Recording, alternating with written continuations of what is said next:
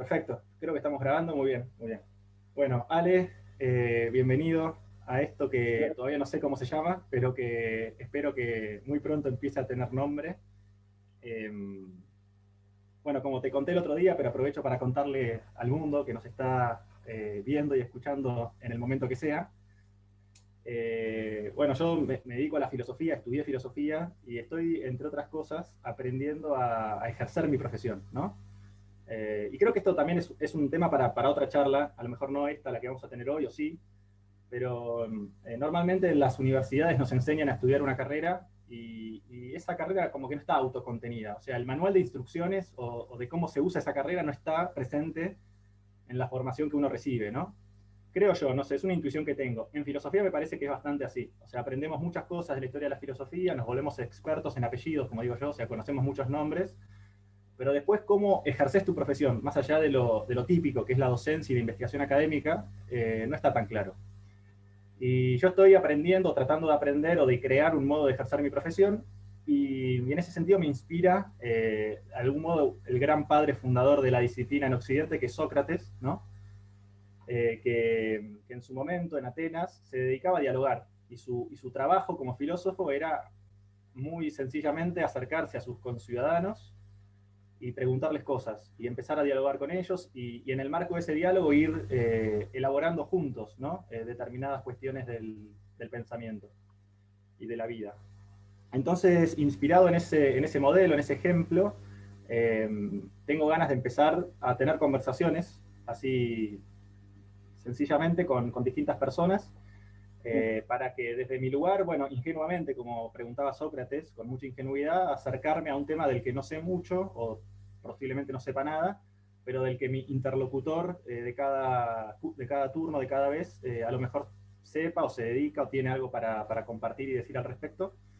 Y bueno, vos sos no sé si el beneficiario o la víctima de esta iniciativa, la primera de ellas, o el Bien, primero, y por eso te quería primero dar las gracias, la bienvenida y preguntarte cómo estás.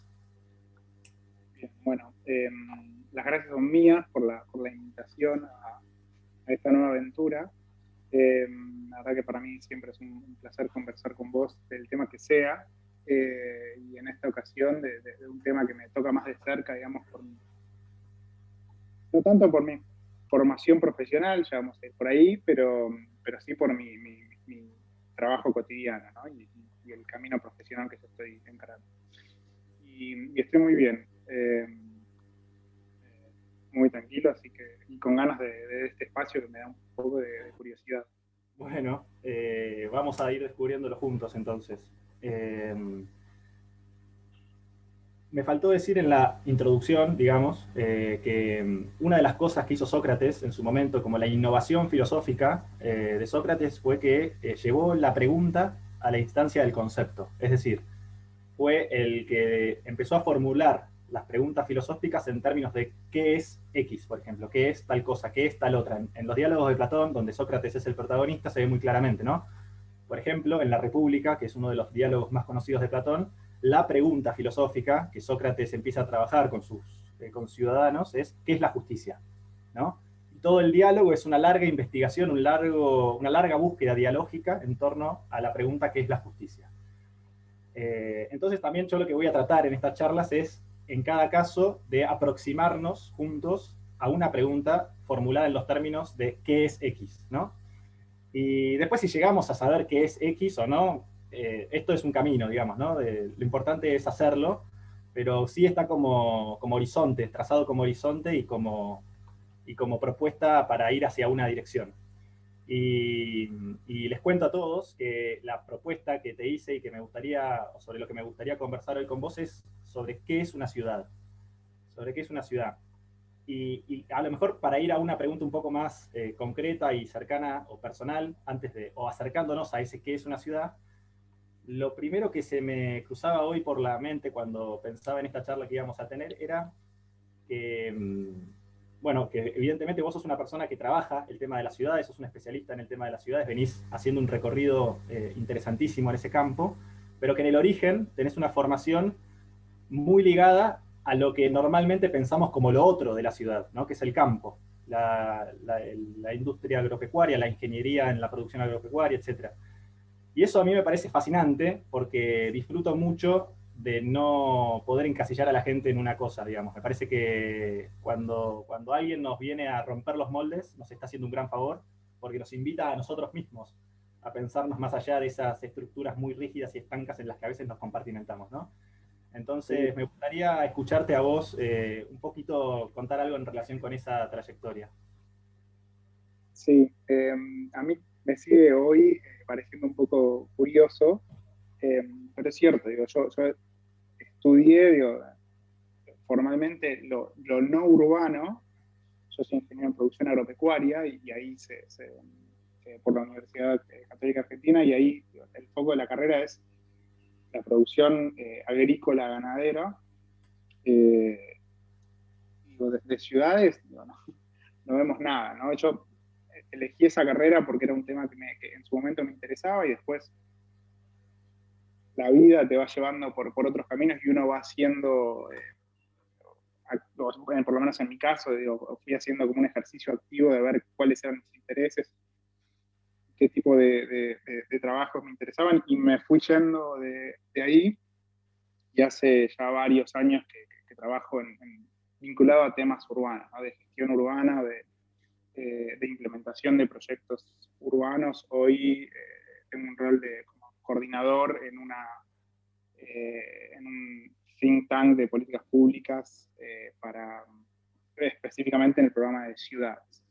Y ahí es, bueno, digamos, 100% urbano, y tuve un paso también por la gestión pública en el gobierno de la ciudad, en temas de espacio público, ambiente, y muy ligado a lo que es la ciudad, ¿no?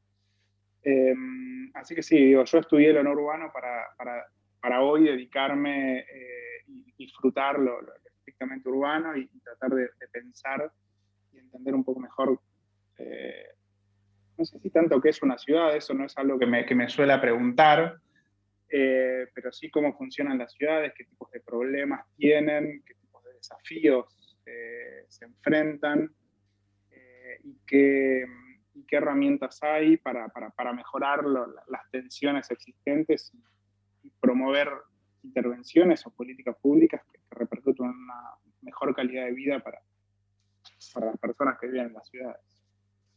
Genial. Che, y en esta agenda de trabajo que estás llevando adelante, ¿hay alguno de los desafíos propiamente urbanos que hoy a vos te importe especialmente, o donde veas que hay un atractivo o una relevancia social especial, digamos?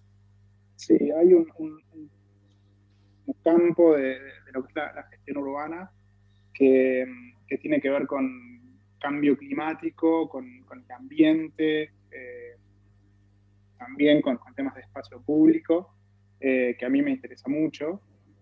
Y además digamos, es un tema que de algún modo me vincula con ciertos conocimientos técnicos que tuve en mi formación formal como ingeniero. Hay muchos temas de sostenibilidad, de ecología, de como concepción integral de un sistema que en ese momento, digamos, es el establecimiento agropecuario, pero también digo, es aprender a mirar ampliamente qué es una ciudad, cómo funciona las innumerables variables que intervienen. Y yo continué mi formación profesional a través de una maestría en políticas públicas, y después una maestría en planificación y gestión de ciudades.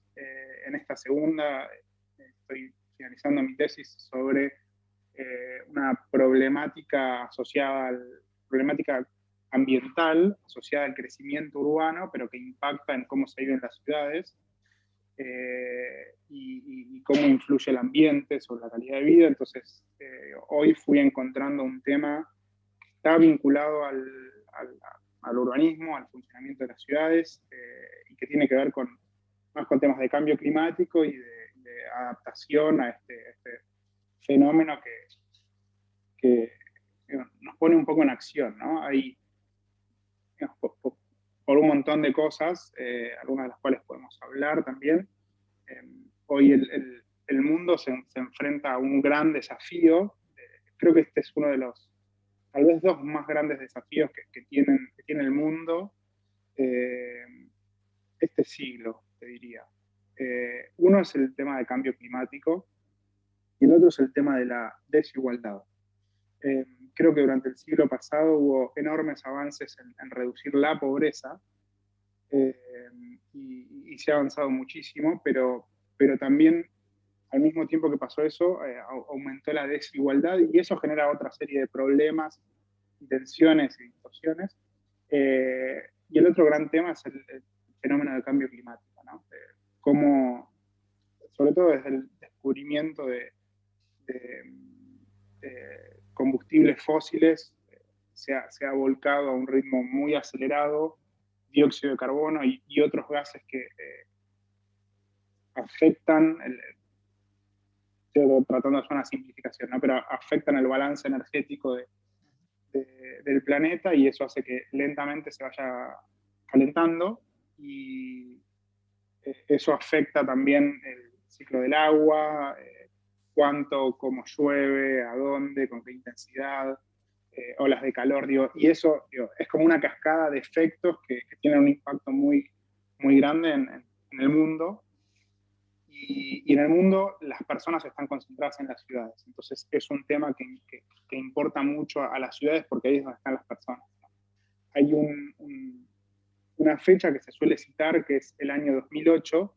Se estima que ese año hubo como un cambio cualitativo que es la mayoría de las personas del mundo, más del 50%, pasó a vivir en ciudades. Nuestro país, Argentina, es un país que está muy urbanizado. Arriba del 90% de las personas viven en ciudades, pero a nivel mundial no es así, no es esa misma tasa. Y alrededor de ese año, entre 2007 y 2008, por la tasa de urbanización que viene teniendo el mundo a partir de mediados del siglo XX, cada vez más gente vive en las ciudades y ese fue un punto de inflexión. Entonces hoy la mayoría de las personas viven en ciudades, se estima que para 2000, más o menos 2050, cerca de dos tercios de la población del planeta vivan en ciudades. Entonces, el fenómeno de cambio climático y desafíos ambientales que afectan a las ciudades son de particular interés, ¿no? Y ese es un poco mi área de interés y lo que me interesa, lo que a mí me gusta y me apasiona entender. Bien, mientras te doy tiempo para que sigas con el mate, te hago otra pregunta. Y tiene que ver con... a ver, es una pregunta que se me ocurrió escuchándote recién. De hecho, creo que nunca me Sí. había hecho esta pregunta y por eso te agradezco que me la hayas generado. A ver si la logro formular bien. Digamos, ¿cuándo, digamos, una especie de conglomerado humano puede ser considerado ciudad? ¿En qué momento una urbanización o un pueblo deja de ser un pueblo y pasa a ser una ciudad? ¿Cuál es el criterio que a vos te permite decir esto es una ciudad y esto no es una ciudad? Hay criterios evidentes, ¿no? O sea, es clarísimo que hay pueblitos en cualquier parte del mundo a los que nos costaría mucho atribuirle la categoría de ciudad y hay grandes ciudades para las que la palabra ciudad hasta incluso nos queda corta, ¿no? Pero, pero ¿dónde está la frontera entre lo que sí y lo que no cuando es un poco más sutil, digamos? Bien, la pregunta es súper interesante porque es un poco un detalle no menor respecto de, sobre todo, por ejemplo, de esta estimación que yo te decía recién, ¿no? Claro. Para cada país en general tiene un cierto corte o una cierta definición de cuándo un conjunto de casas, vamos a llamarlo así, Sí, es un ámbito rural y a partir de qué momento pasa a ser un ámbito urbano. A veces es una cantidad de personas agrupadas en un cierto espacio, a veces es es un determinado tamaño de traza, por ejemplo, bueno, más de tantas casas por cuadra y más de tantas cuadras implica que hay un determinado aglomerado que tiene funcionamiento como ciudad. Muchas veces es un tema de población asociado a un censo.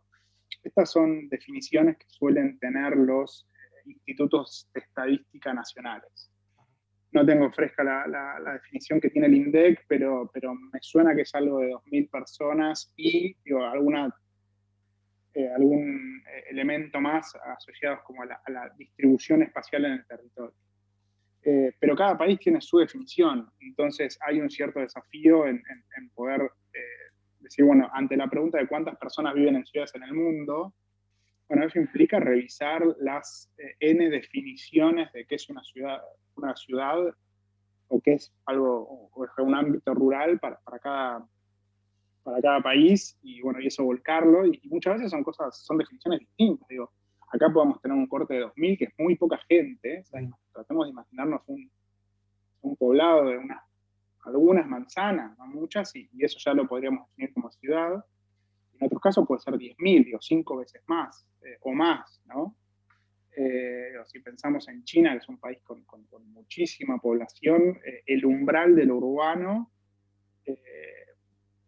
probablemente sea como bastante mayor a estos números que nosotros tenemos. Entonces, es importante ver qué definimos como ciudad y cómo no. A mí me gusta pensar yendo un poco a la invitación de pensar como qué es una ciudad.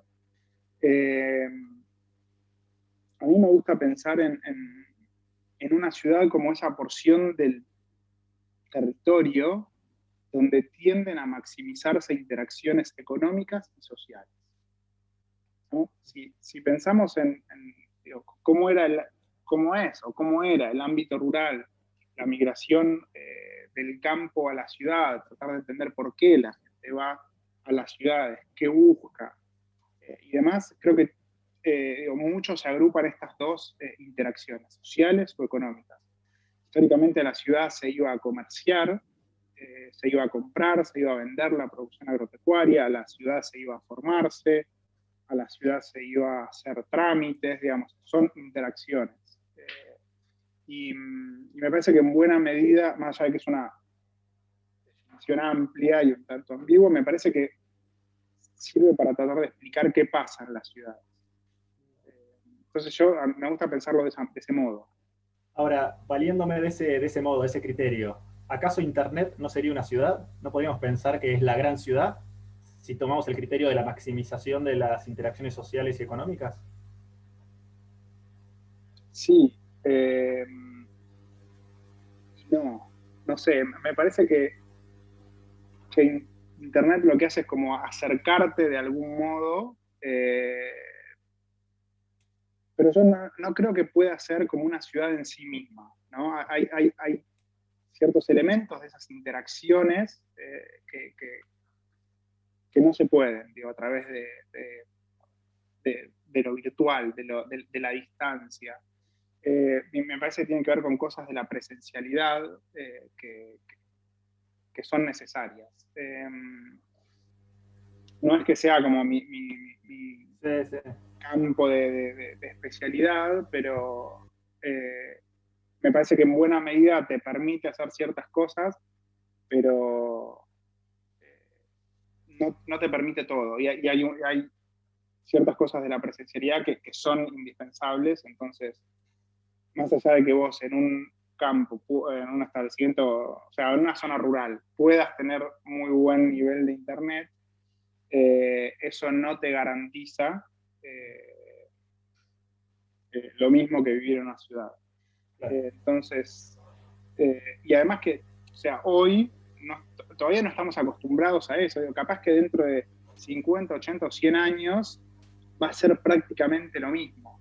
Pero hoy que todavía estamos acostumbrados a hacer las cosas presenciales, digo, hablo de ir al médico, de hacer trámites, de resolver o sea, la educación hoy es esencial, más allá de que hay de modo incipiente formación a distancia, estamos acostumbrados a hacer las cosas poniendo el cuerpo, digamos, ¿no? Para la mayoría de cosas. Más allá de que hay un montón de interacciones sociales, más desde el punto de vista del ocio, me refiero, y de estar con familia y demás, que la distancia puede acortar, perdón, que Internet puede acortar distancia, pero no es lo mismo. No creo que Eh, sean equivalentes. coincido. Me hacías pensar en lo siguiente, porque hay algo muy propio, creo, de la experiencia de una ciudad. O sea, bueno, los dos somos porteños, nacimos en Buenos Aires y ahora yo estoy viviendo en Madrid, pero hemos vivido gran parte de nuestra vida los dos en Buenos Aires e incluso estos últimos años relativamente juntos, digamos, por la amistad, por los encuentros, etcétera. Y creo que algo muy significativo de la vida en una ciudad es todo lo que pasa justamente por el hecho de vivir ahí, ¿no? O sea, moverse en medios de transporte que te ponen en relación con otros. Eh, y yo pensaba que de algún modo la virtualidad nos hace la ilusión, digamos, de la cercanía y en realidad estamos eludiendo, a veces no nos queda otra, pero muchas veces creyendo que estamos ganando, a lo mejor nos estamos perdiendo la posibilidad de muchas sorpresas que acontecen cuando justamente nos predisponemos a trasladarnos de un punto a otro de la ciudad, ¿no? Es como, para tratar de ser un poco más claro en el ejemplo al que quiero llegar. Por internet podemos adquirir cualquier libro, el que nos interese, ¿no? 2 clics y llega a la puerta de nuestra casa. Ahora, cuando vamos a comprar el libro de esa manera, nos eximimos de la experiencia de estar en una librería encontrando, tropezándonos con un montón de otros libros que a lo mejor no teníamos intención de leer ni de comprar jamás y nos terminamos encontrando con ellos porque tuvimos que salir de nosotros mismos, de la comodidad de nuestra virtualidad y nos pusimos en juego en un ámbito de presencialidad, ¿no? Y creo que eso está bueno como atributo distintivo de una ciudad que hoy la aldea global, digamos, la red, no alcanza a reponer, ¿no? Y no sé, esto me daba que pensar en eso, ¿no? Yo creo que Dios, uno puede hacer un montón de cosas a distancia. Ese ejemplo de comprar un libro, por ejemplo, es bastante elocuente. Pero de algún modo pones la otredad entre paréntesis, ¿no? Digo, esa misma experiencia, si vos vas a escuchar un murmullo, podés escuchar una recomendación de un libro, le podés preguntar al vendedor, que seguramente sepa un montón de, digo, te pueda dar información, podés, y también se pierde mucho lo perceptivo, digo, lo podés ojear, lo podés oler, hay cosas que de otro modo uno se está perdiendo. Y lo que vos mencionabas, por ejemplo, del transporte público, perdón, del transporte, digo, de movernos, te perdés un montón de cosas. Interacciones mínimas, no sé, aromas, paisajes, vistas, hay cosas que no tenés, digo, el camino, no sé, por ejemplo, digo, yo cuando voy a la oficina voy caminando y sé que paso por tal punto y siento olor a café, o paso por una panadería y siento olor a pan fresco, recién hecho, y son cosas mínimas, pero que con total certeza hacen que la experiencia urbana cambie por completo. Y creo que también otro punto donde se puede apreciar un contraste interesante entre la experiencia de vivir en una ciudad y cualquier otro modo de relación social o de pertenencia, digamos, a un colectivo es en el concepto de ciudadanía, ¿no? Que, que bueno, tiene también su densidad y sus resonancias en términos políticos, sociales, o sea, ¿qué implica ser ciudadano o cómo son nuestros vínculos de ciudadanía cuando la experiencia de pertenencia a una determinada ciudad a veces nos devuelve cierto anonimato, ¿no? Porque somos muchos, porque nos conocemos poco, porque todo corre muy velozmente. También pensaba en eso, que sé que no es tu campo, sé que estoy quizás yendo en contra de lo que te prometí y te pido disculpas delante de todo el mundo, pero bueno, la filosofía es así, ¿viste? Vos empezás acá y terminás allá y en el medio, en el medio haces lo que podés. Eh, No, está muy bien, pero gracias. Eh, pero me venía esto a la mente, digo, fuera de lo que es el ámbito urbano, digo, como para generar el contraste, ¿no? Hay digo, se pierde lo público, ¿no? Es interesante como el concepto del espacio público porque es la arena, es el espacio de manifestación social, eh, es también como un tamizador y es el espacio donde se mezclan las personas, donde se configura la diversidad. Eh, digo, y si salís del urbano, justamente lo que no hay es espacio público, ¿no? Entonces, Ah, fuera de la ciudad se pierde un componente que es central e intrínseco a la vida urbana. Entonces, eh, no, bueno, no es mi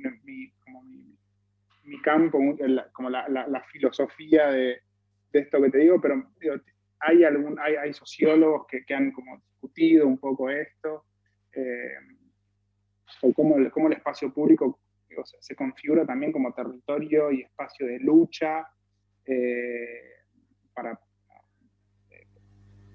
planteo de problemáticas, digo, muchas, digo, las manifestaciones públicas son en espacios públicos icónicos claro. de una ciudad, entonces digo, eso fuera de la ciudad lo perdés. Sí, sí, sí. ¿Cómo estamos de tiempo?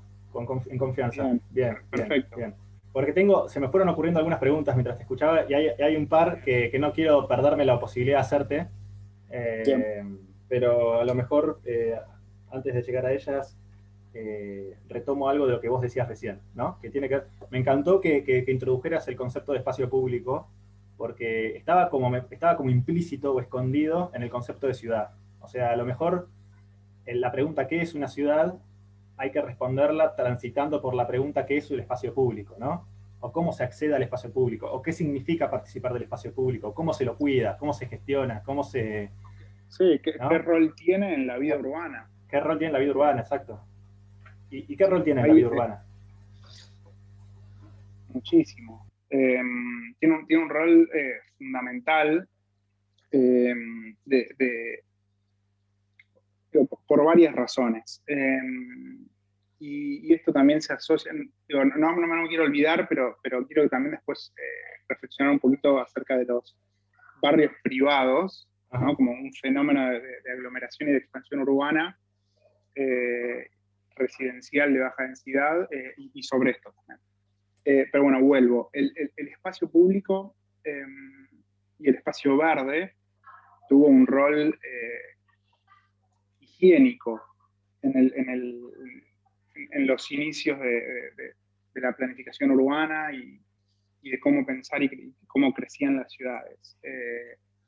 Originalmente, digo, pensando en las primeras ciudades que se expandieron muy rápidamente, pensemos por caso la Inglaterra industrial, ¿no? La revolución industrial necesitó muchas personas para operar máquinas, aumentó mucho la productividad, esas máquinas eran impulsadas muchas veces a carbón, que es bastante contaminante, entonces digo, hubo algo ordenador del territorio que fue, bueno, zonificación, ¿no? Entonces, en tal lugar se vive y están digo, zonas residenciales, en tal otro lugar hay zonas industriales, a tal otro lugar se va a comprar. Eh, a diferencia de las ciudades medievales donde todo estaba junto, todo estaba agrupado, en la planta baja estaban los comercios y arriba estaban las residencias. Eh, Después hubo necesidad de separarlo porque muchas industrias eran contaminantes, y hubo un momento que también hizo falta eh, limpiar, ¿no? Como empezar a bajar la contaminación, y ahí aparecen los grandes parques y espacios públicos con un rol higiénico. Hasta, digo, no, tampoco digo, fueron coincidiendo ciertas cosas, pero te diría antes del siglo XIX, los espacios públicos eran también el ámbito comercial, ¿no? Como las plazas, los mercados. Ese era el espacio público más importante. Y después empiezan a aparecer los espacios parquizados, eh, y es el caso de nuestra ciudad de Buenos Aires. Por ejemplo, el Parque Sarmiento, perdón, Parque Sarmiento no, el Parque 3 de Febrero, eh, donde si no me equivoco y la memoria no me falla, Sarmiento tuvo un rol, el expresidente, tuvo un rol central. No me lo acuerdo de memoria, pero el discurso que da Sarmiento cuando inaugura ese espacio, él habla de un espacio igualador de clases sociales, también del rol higiénico que tenía para la ciudad. Era un paseo, digo, tampoco era tan fácil ir hasta ahí, pero era un lugar donde personas de toda clase podían estar, ¿no? De clase más acomodada, más pudiente, y de clase socioeconómica más bajo. Y este es un concepto, o sea, o es una potencia del espacio público que a mí me parece central, ¿no? El espacio público es el lugar donde puede haber mixtura. Me parece que tiene que haber mixtura. Un problema que tienen las ciudades, una tensión, digamos, ¿no? Es cuando empieza a haber segregación espacial. Que esto es, por un lado, barrios de ricos o gente con muy alto poder adquisitivo, y por otro lado, barrios de pobres o con bajo poder adquisitivo. Y eso es un problema. Entonces, digo, volviendo a los atributos que tienen que tener las ciudades, y en particular el espacio público, te diría, tienen que ser de calidad, tienen que ser accesibles, tienen que ser verdes, porque los componentes de lo que se llama infraestructura verde, los árboles, las plantas y demás, brindan una serie de servicios ecosistémicos que son muy importantes para las ciudades, hoy, sobre todo en contexto de cambio climático. Y no quiero dejar de subrayar este rol social que tiene el espacio público de igualador, ¿no? y de mixturador. Hoy en un espacio público te puedes encontrar de todo.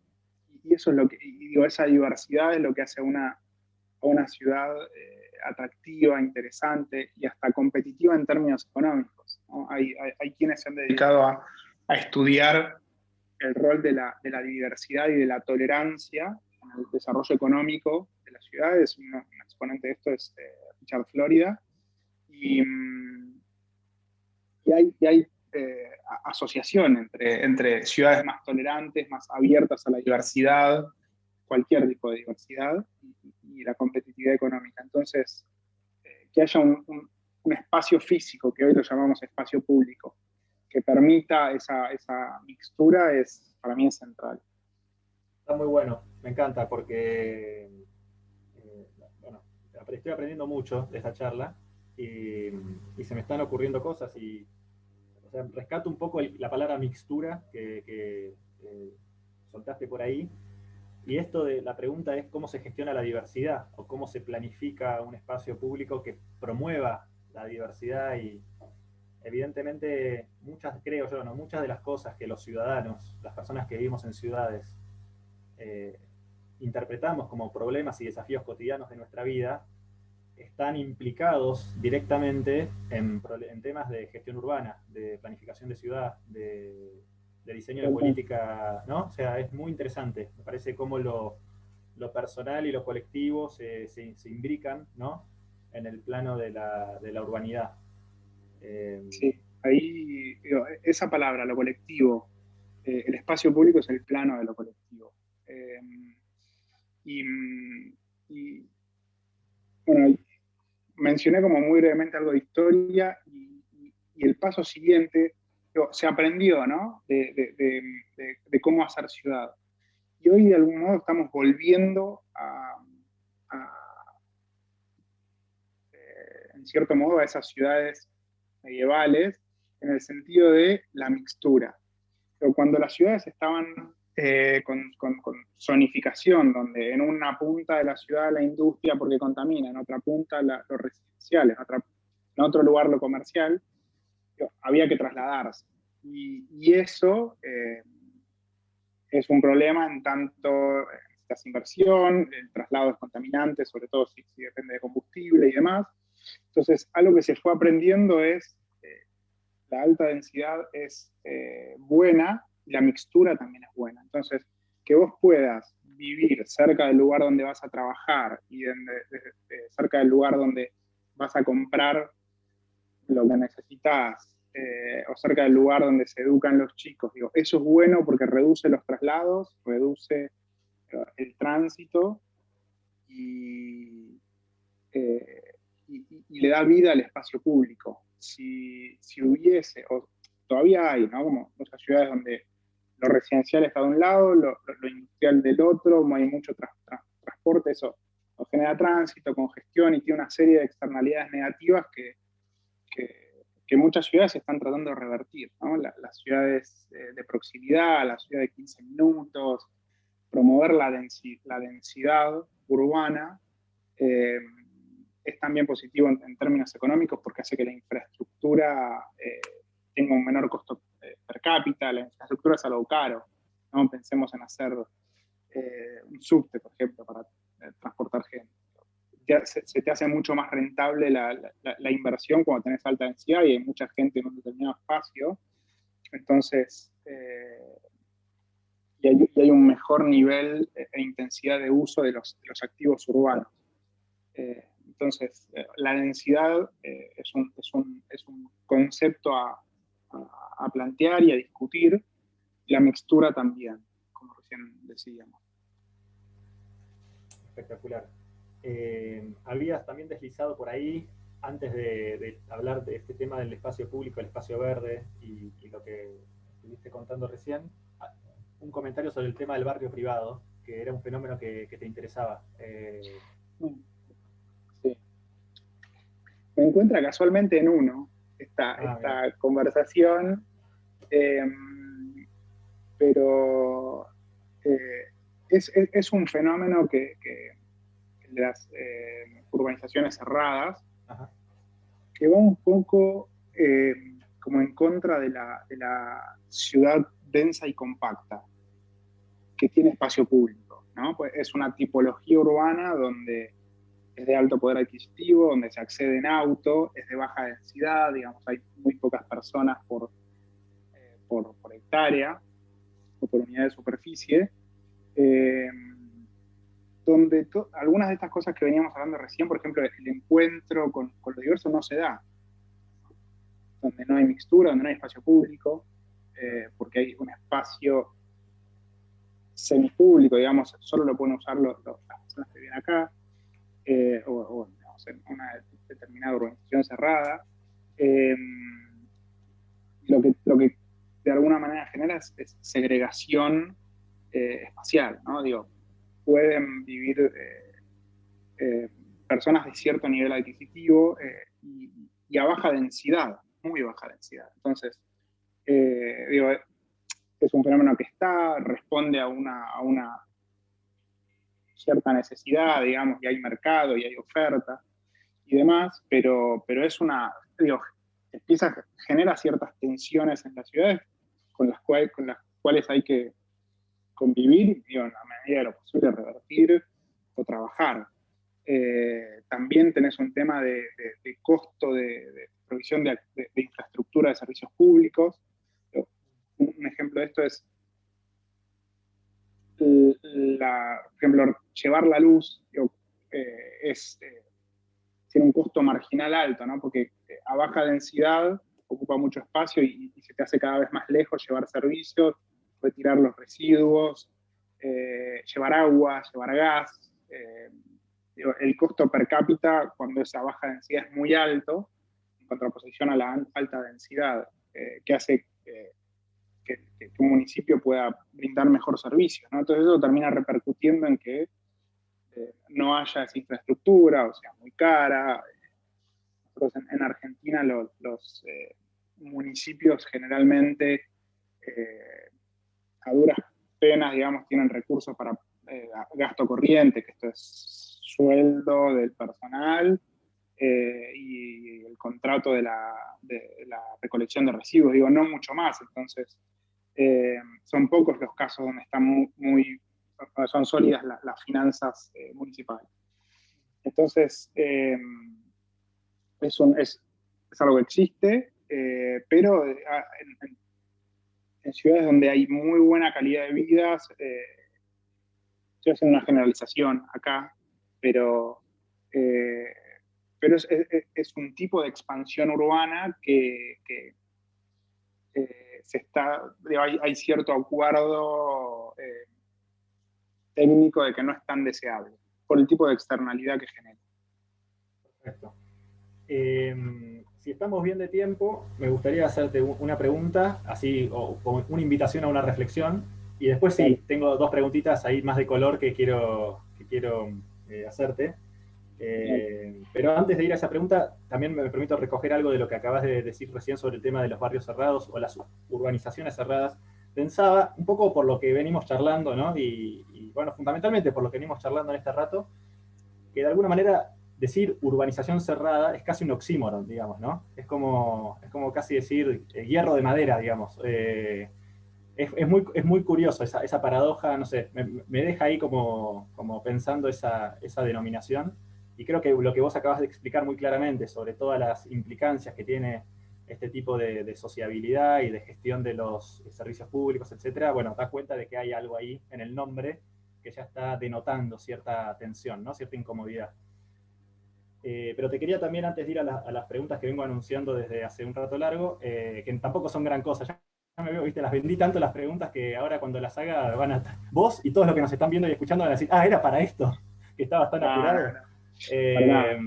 A ver, no, una reflexión sobre un tema remanido y que hemos conversado hasta el hartazgo en estos meses, pero que me parece que impacta de lleno también en el concepto de ciudad o en la experiencia de vivir en una ciudad, que es la pandemia, ¿no?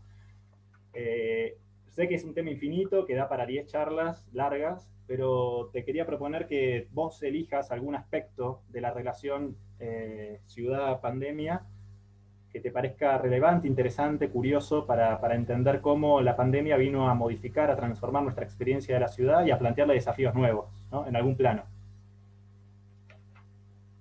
Totalmente. De hecho, un poco adrede también elegí la suerte de definición de qué es una ciudad en contexto de pandemia, ¿no? Porque creo que en cierta medida esto de establecer una restricción a la libre circulación pone un poco en jaque, eh, condiciona la intensidad de las interacciones económicas y sociales, ¿no? Que vos te tengas que quedar en tu casa impide un cierto comportamiento urbano y hace que esas interacciones, o buena parte de esas interacciones no las puedas tener. Eh, entonces, yo creo que vino a... ¿Me das un segundo que Sí, hago acá una tranquilo, aclaración? tranquilo, tranquilo, tranquilo. Bien, me parece que la pandemia digo, vino un poco a condicionar eso. Cómo nos movemos, cómo interactuamos, y también cómo se había planificado la ciudad y la importancia que se le había dado al espacio público. En ese sentido, hay muchas ciudades que vieron que había menos circulación de gente en el espacio público y le ganaron un poco el espacio al auto para brindárselo a la gente, porque también hacía falta distanciamiento social, que era como la medida más importante para evitar la proximidad entre personas y posibles contagios. Entonces hay muchas ciudades que lo que han hecho es digamos, comerle carriles a una calle con digamos, poca inversión, unas macetas y demás, o cerrar una calle y poner mesas, y eso me parece que es algo que no se debe perder.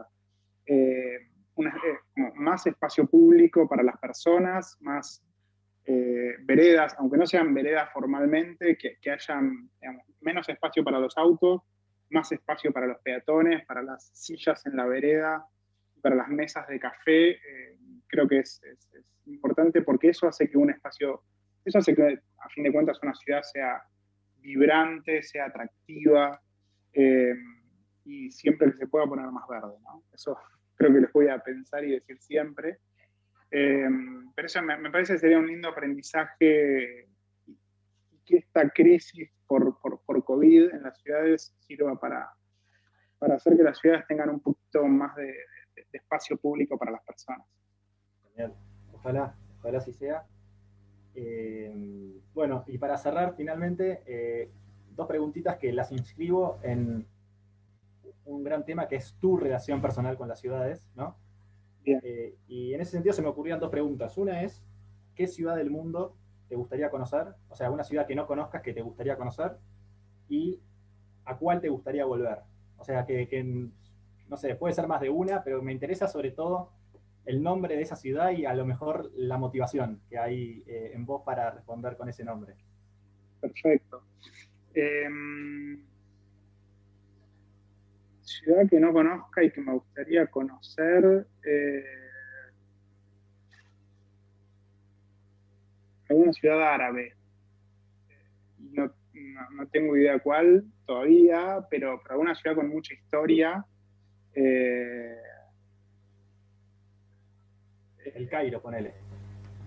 sí, en el Cairo estuve y me pareció Ah, fascinante. mira. Y dije, me gustaría más de esto. Leí hace poco un libro de Fernando Duclos, que se llama Un argentino en la ruta de la seda, y él hace un recorrido por muchos países, muy poco de Europa, pero mucho de Asia, Ajá. eh, y desde como una mirada como más antropológica, me pareció como muy interesante y bastante fascinante. Entonces, no sé, me gustaría conocer Teherán, por ejemplo. Ah, mira. Eh, digo, la cuna de la civilización está por esa zona, entonces okay, me resultaría muy interesante. Eh, y una ciudad a la que me gustaría volver, eh, dos, te voy a decir. Una es Budapest, que me fascinó. Budapest es una ciudad que se formó con dos ciudades, Buda y Pest. Digamos, de un lado del río es Buda y del otro es Pest. Cuando pusieron un puente pasó a ser una ciudad que es Budapest. Eh, y es una ciudad con muchísima historia. Hasta ahí se dice que llegó Genghis Khan, llegaron los mongoles, entonces tienen como el húngaro es imposible de entender, es muy difícil, pero tiene una gastronomía fascinante, o sea, tiene no sé, mucha historia, tiene arquitectura y tiene un paisaje urbano que te pierde, es linda, nada, yo estuve una vez, no sabía con lo que me iba a encontrar y lo que me encontré me encantó. Después, otra ciudad que me encantaría volver es Edimburgo, en Ajá. Escocia. Tiene un encanto, tiene mucha historia, no sé, es como un poco mágica también, que nada, me encantó. Bueno. Así que te diría esas dos. El sentido de estas preguntas es también porque si hay alguien en Teherán escuchando esta charla, en Budapest o en Edimburgo, que tiene ganas de cumplir el sueño de Ale, está ahí más que invitado o invitada a hacerlo y de paso si tiene algún fondo extra que me invite a mí, ¿no? Totalmente. Bueno, Buenísimo, buenísimo. Che, muchas gracias Ale por la charla. Como por favor, siempre, cuando quieras hacemos la segunda vuelta, porque a mí me encantó también. sí, sí, sí. Hablar con vos es abrir ventanas y ventanas y ventanas y cada cosa que se ve a través de esas ventanas es linda, interesante y novedosa. Como no quisiera que cerremos sin que vos puedas contarle a los demás dónde encontrarte, cómo encontrarte, si querés que te encuentren también, a lo mejor Sí, sí. podés dar una pista falsa, Aumentar ¿viste? las interacciones. Hay que fomentar las interacciones, hay que ser urbanitas y no sé, ¿estás en redes? ¿En qué redes? Sí, ¿Cómo te en buscamos? Twitter mi usuario es @14alesaez. Arroba 14. Eh, también estoy en Instagram. Creo que es @14alesaez o @alesaez14, alguno de esos dos. Ok. Eh, Así que sí, ese es un buen medio. Y si me permitís, me gustaría hacer un atrevimiento y recomendar una lectura Ajá. que para que le interese el mundo de las ciudades puede llegar a estar bueno, eh, que es un clásico del urbanismo y de una persona que luchó por espacios públicos que sean vívidos y vibrantes. Dos lecturas voy a recomendar. Una es, la traducción es La vida y la muerte de las grandes ciudades americanas, o Life and Death of Great American Cities, de Jane Jacobs. Si no me equivoco, es de la década del 50, el libro. Y es muy interesante. Y otro un poco más actual, que habla mucho sobre el espacio público y la relevancia que tiene el espacio público para las personas, que es de Jan Gehl, un arquitecto danés, que ha ayudado a muchas ciudades a mejorar su espacio público y hacerlo a escala humana. Es un poco el concepto tras de lo que él propone, que es ciudades para la gente. Cities for people. Al que le interesan estos temas, digo, pueden ahí encontrar bastante. Buenísimo. De hecho, voy a buscarlos para poder escribirlos en algún sitio donde compartir Son libros la que se charla. consiguen. Te agradezco no solo la recomendación de las lecturas, sino también vos dijiste el atrevimiento, porque me hiciste notar que me faltaba hacerte la pregunta de las preguntas, si hay alguna pregunta que no te hice y que te hubiera gustado que te hiciera. Creo que la acabas de responder, pero si hubiera otra, también te invito a que la pongas sobre la mesa. No, creo que no, digo, era eso, como compartir, digo, si hay alguien que le interese el tema, digo, ahí puede meterse un poco más. Nada, y también a disposición para cualquier contacto y demás, por Twitter me encuentran. Bueno, excelente. Te invito a vos a que repitamos la charla en algún otro momento, porque me encantó. Sí, a mí también. Así que lo haremos. Te mando un abrazo grande, Ale. Gracias. Gracias a vos, Tincho. Chau, chau. Chau, chau.